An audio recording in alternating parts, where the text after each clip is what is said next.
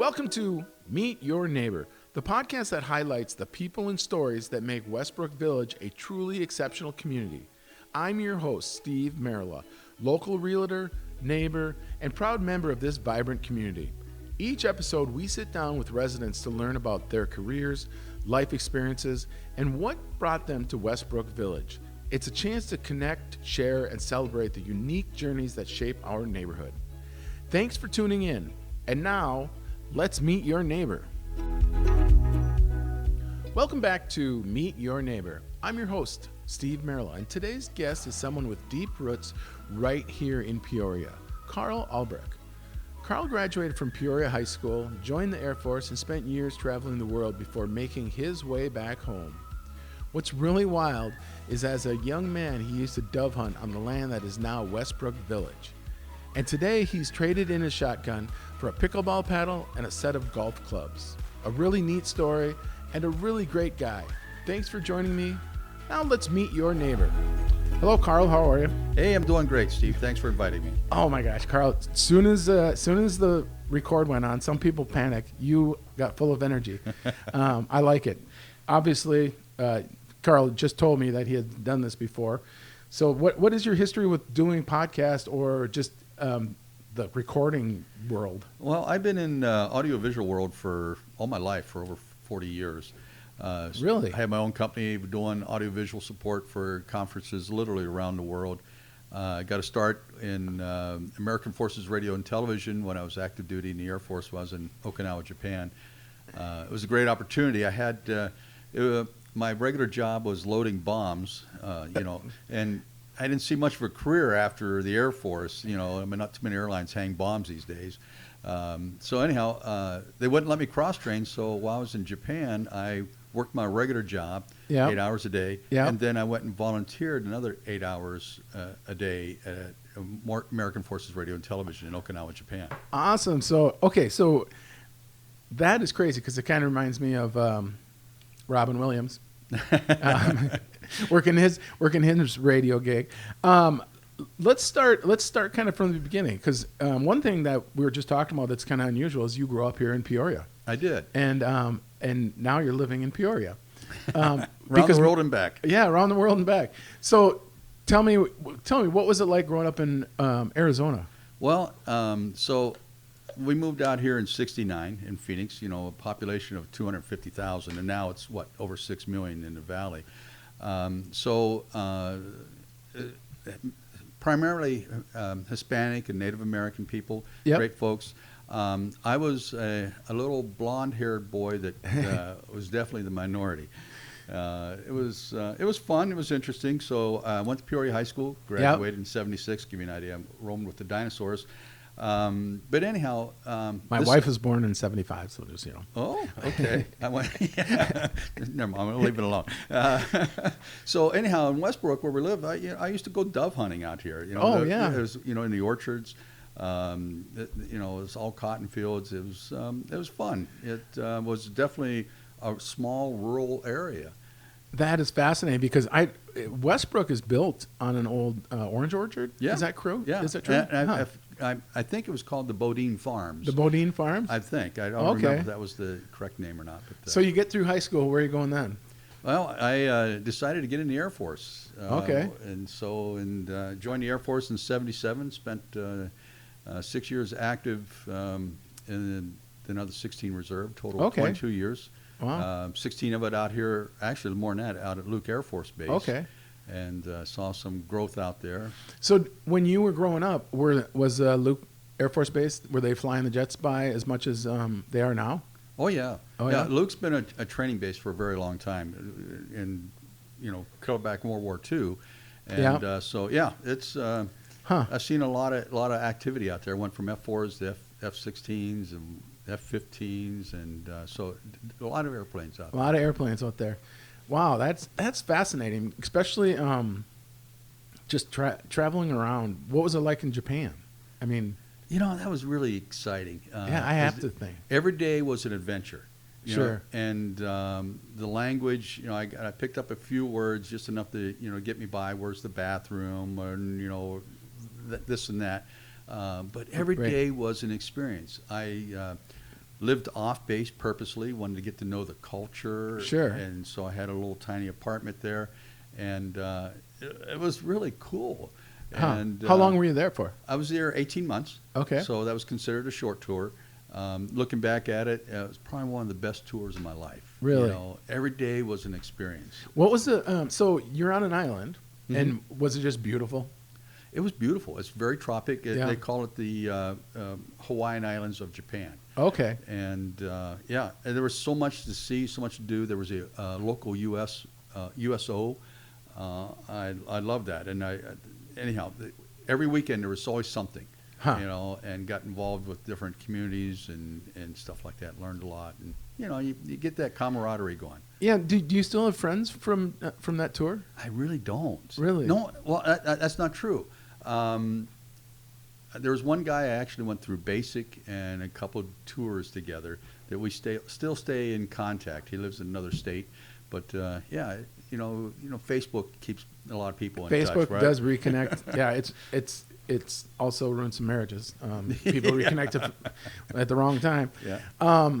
So then you did your tour. You did how many different tours did you do? So you did 18 months there. I did you know, basic training in tech school, and then my first base was in Mountain Home, Idaho.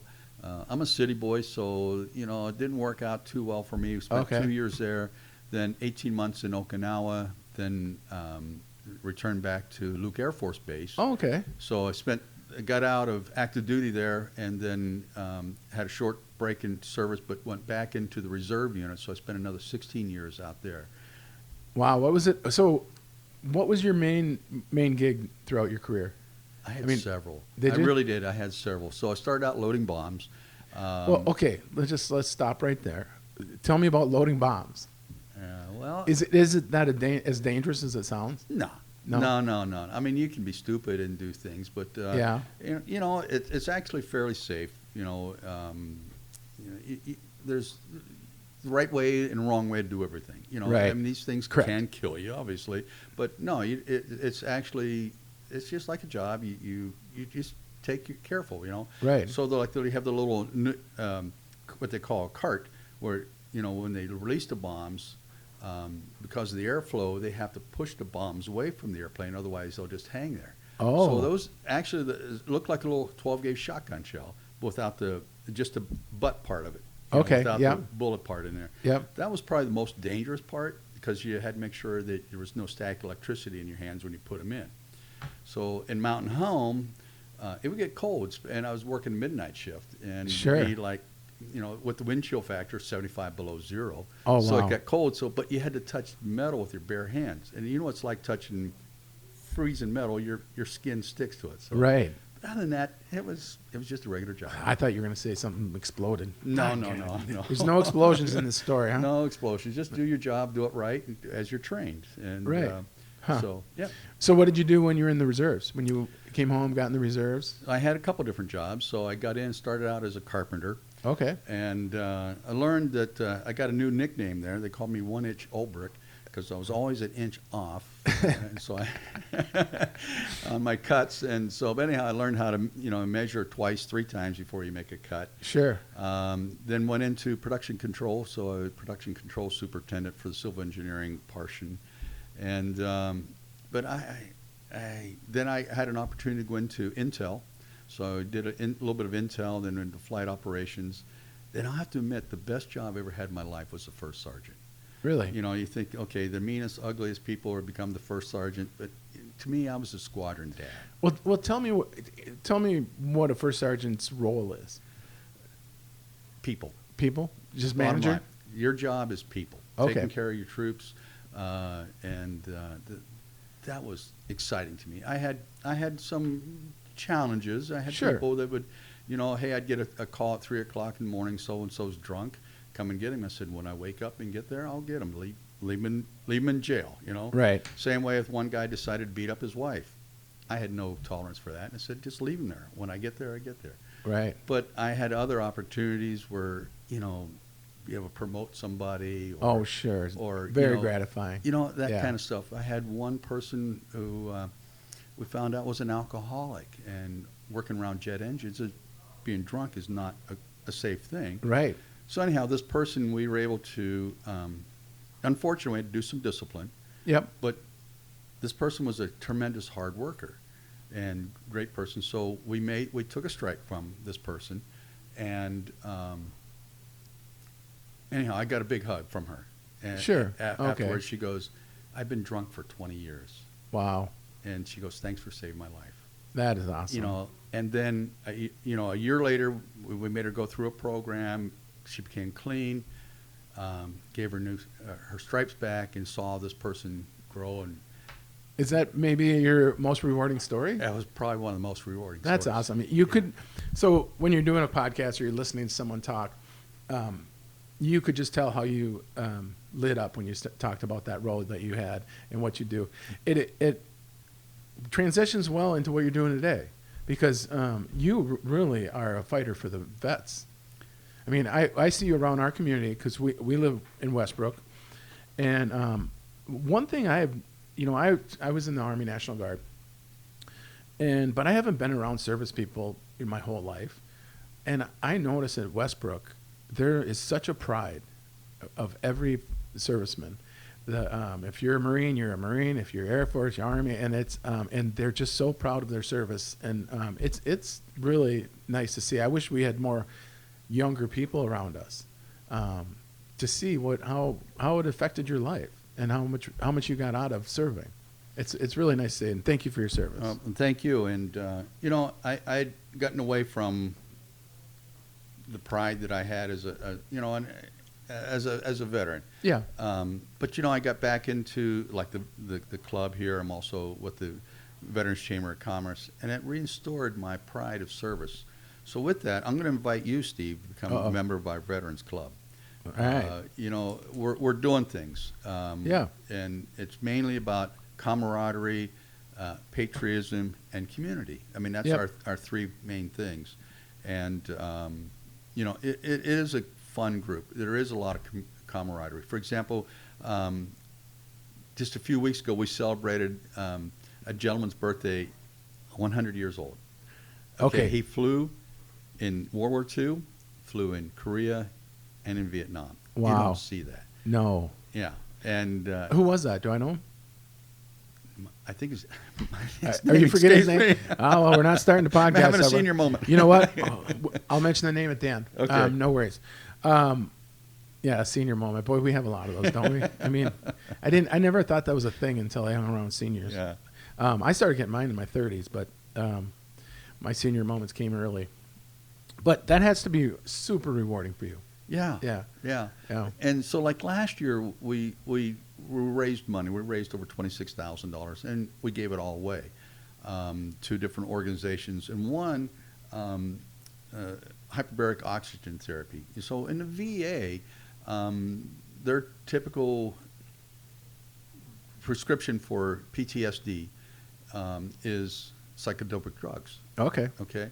So giving you a little information, on the average, according to the official records, there are 22 veterans a day in this country commit suicide. Wow. 22 a day. That's sad. Arizona is the sixth highest amount, and it's actually increasing more than that, which is sad. So there are other alternatives to this tragedy. Right. And these guys and gals come back, they've seen some ugly things in war. Sure. And experienced stuff. I mean, taking someone's life or seeing your buddy blown to bits, that's hard on a person.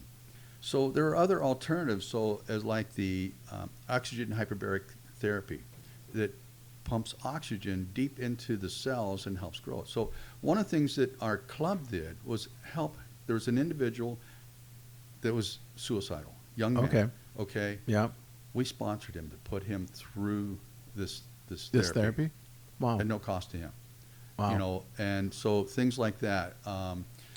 Did that help him? He's going through the therapy. He's going through the therapy right now. But I've seen other guys and gals that have gone through this. It totally has changed their lives.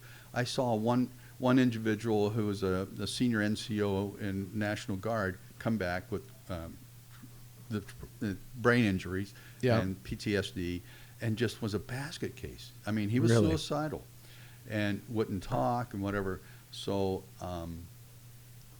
anyhow, this gentleman, after he went through it, he wouldn't shut up.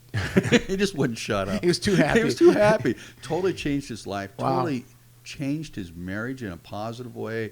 He's got a spring in his life, and he actually, they kind of forced him out of the Army. Yeah. He got back in Wow. as a senior NCO. Wow. And doing great. So this is the kind of stuff that, just gets me excited. Yeah. I mean, gosh, I never knew that you were helping so many people. Well, it's a group effort, Yeah. And as you know, I'm going to steal the Army's phrase, Army of one. Right. And that's not one individual. That's one group of people acting as Right. one. And I like that that term they have, and it really is. And it's kind of fun. You get the veterans together. You got the Army and the Marine Corps. And we're always picking on each other. Right. But you put us all together and pick on us, and you're in trouble. Oh, yeah. There's a power in numbers. That's for sure. Camaraderie. Yeah, it's great. I love seeing it around Westbrook. I love seeing it around Arizona. There's something special about when you're at an airport and you see someone in their dress. Mm-hmm. What's it called again? Is it The BDUs, Yeah. battle dress. Yeah, and they're just traveling somewhere, Mm-hmm. and they're going on a mission. Mm-hmm. Where we're going on a trip, Mm-hmm. on a vacation. It's everything changes when you're in the service. It's all about what the priorities are. It's not having fun, enjoying life is not a priority when you're serving. So I think everyone that gets out feels extra special, Right. and I see that in Westbrook Village.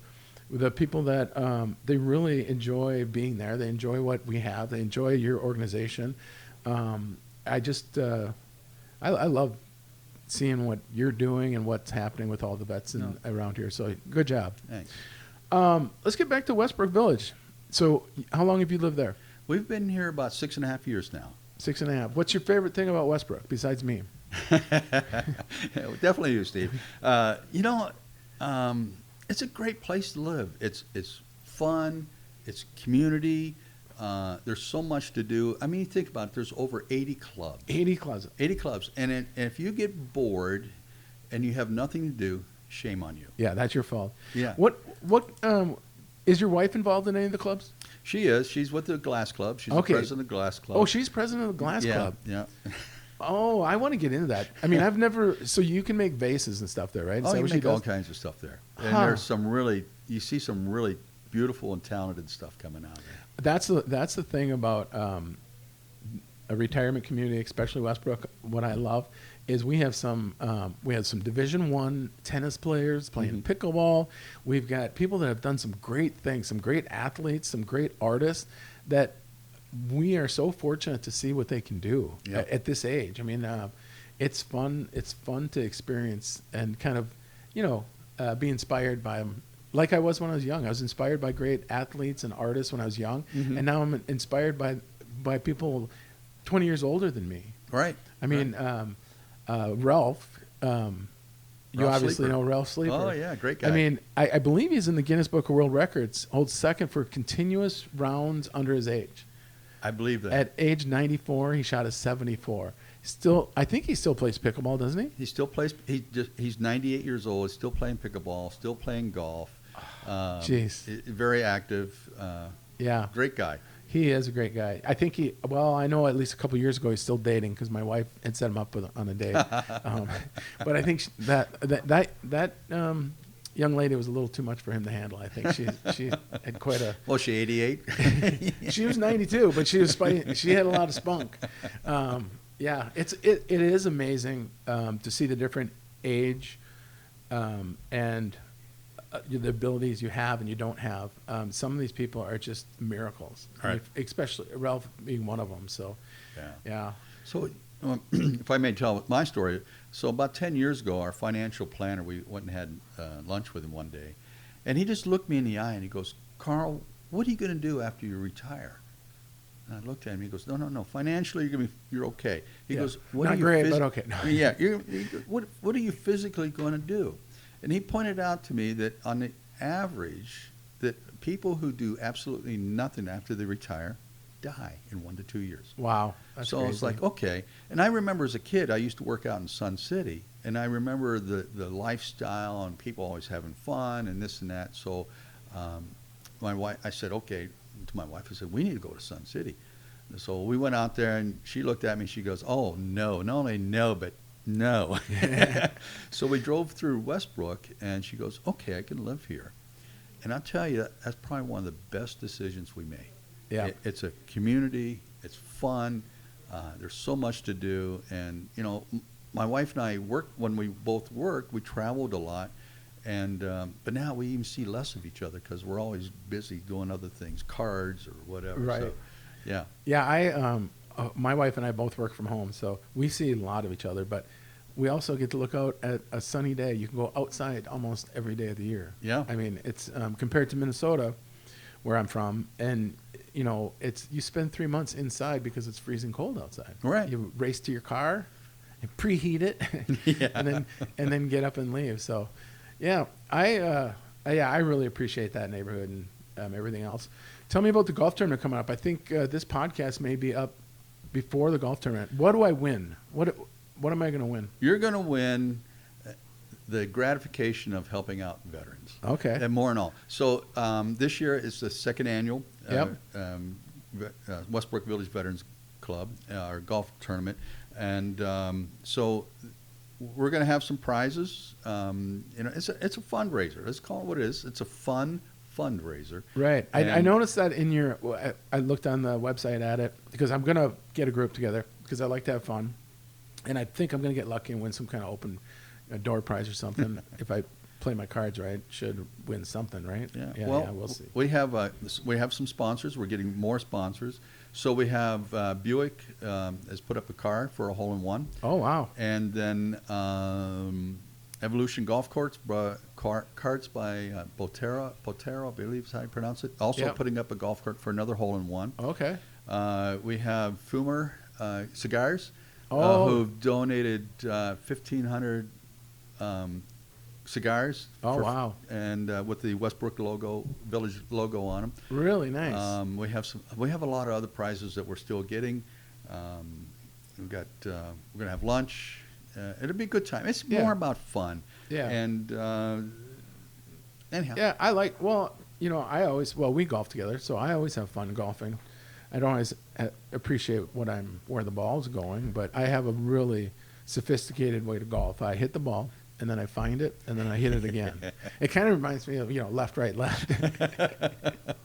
But yeah, it's fun. Westbrook, I like talking about Westbrook. It's I love bringing new people to Westbrook, and that's why we do this podcast, because I want to highlight what it's about, and the people in the community are there, and so yeah. But yeah, I really appreciate it. I think we can wrap it up. I really appreciate you coming in, and unless there's something else you want to talk about. Well, do you have anything you want to hit on your veteran side? So, well, look, let's not wrap this up. Then one other thing we're doing was also giving away.